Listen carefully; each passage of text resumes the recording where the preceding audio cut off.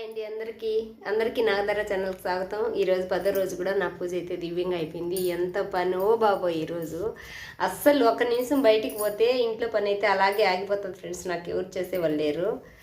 గుడికి వెళ్ళినా కదా 2:30-3కి వచ్చినాము. అప్పటి నుంచి ఎంత పనో అస్సలు చేసుకున్నంత పని. మా అమ్మవారిని చూపిస్తాను ఎలా ఉంది ఈరోజు. మా అమ్మ అయితే ఈరోజు ఎంత బాగుందో అస్సలు చూడడానికి కన్నుల పండగగా ఉంది. నాకైతే ఎంతో బాగుంది చూడండి ఒక్కసారి. చాలా బాగుంది. 11 రోజులు పూజ చేసుకున్నాను. 11 నిమ్మకాయలు అమ్మకి దండ కూడా వేసుకున్నాను. జాజి పూలు, చామంతులు, మందారం, అబ్బాయి ఎంత బాగుందో చూడండి. కింద చూడండి చిన్న అమ్మవారైతే పారిజాతం పుష్పాభిషేకంతో అమ్మ నిండిపోయింది. అసలు అమ్మే కనిపించలేదు అనుకోండి మీకు అసలు ఒకరోజు కూడా. కుంకుమ వచ్చిన అన్నీ అయితే చాలా బాగా అయిపోయింది ఫ్రెండ్స్ 10 రోజుల్లో. కానీ ఈరోజు అయితే చాలా పని ఉండింది. కానీ 3 గంటలకు వచ్చి ఇళ్ళంతా కడుక్కొని ఉండే రేపు ఇదే దశం కదా అని బట్టలన్నీ ఉతికేసుకొని మళ్ళీ తలస్నానం చేసి కానీ ప్రసాదాలు అయితే ఎక్కువ చేయలేకపోయినా ఫ్రెండ్స్. ఈరోజు అయితే అమ్మకు బెల్లవన్నం చేసినాను.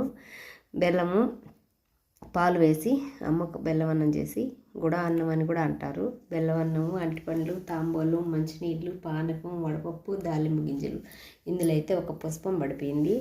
నేనేమైనా 108 పూలు ఎంచుకొని ఇచ్చినాను. ఇది ఒక్కటైతే కనిపించలే, ఇప్పుడు కనిపించింది. ఓం శ్రీమాద్రాయ నమః. చూసినారు కదా మా అమ్మ ఎలా ఉంది. చాలా బాగుంది కదా ఫ్రెండ్స్.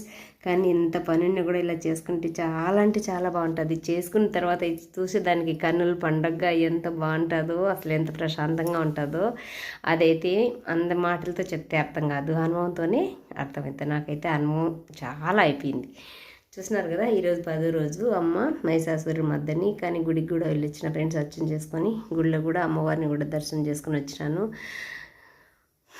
ఇంతవరకు చేసుకోగలిగినాను. ఇది ఈ పూట మా చిన్న వీడియో.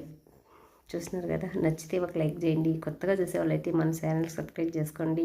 రోజు అడుగుతుంది అనుకోకండి, అడగంది అమ్మైనా పెట్టదు, అందుకే అడుగుతున్నా ఫ్రెండ్స్. చాలా బాగుంది కదా మా అమ్మ అయితే ఈరోజు.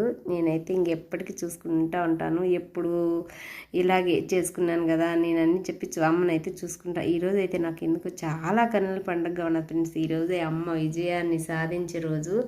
అంతే కదా, ఎవరైనా కానీ సహనంతో ఉంటే ఎంతైనా సహనం ఉంటుంది. కానీ ఓపిక అనేది నశించినప్పుడు తిరగబడడంలో తప్పే లేదు ఫ్రెండ్స్. అసలు ఆడవాళ్ళే ఆదిశక్తులు అంటారు కదా, అది మాత్రం వాస్తవంగా చెప్తాను నేను. ఓపికనే రోజులు ఆడది అంత అమ్మలాగా ఉంటుంది. ఓపికగా నశించిపోయింది అనుకో ఆదిశక్తి అవుతుంది. అది మాత్రం చాలామందికి తెలియదు. చాలామంది గుర్తుపెట్టుకోవాల్సిన విషయమే. అమ్మలాగా మనం కూడా అవసరమైతే ఆదిశక్తి అవ్వడంలో తప్పే లేదు. ఓకేనా, బాయ్. మరి నచ్చితే లైక్ చేయండి. బాయ్.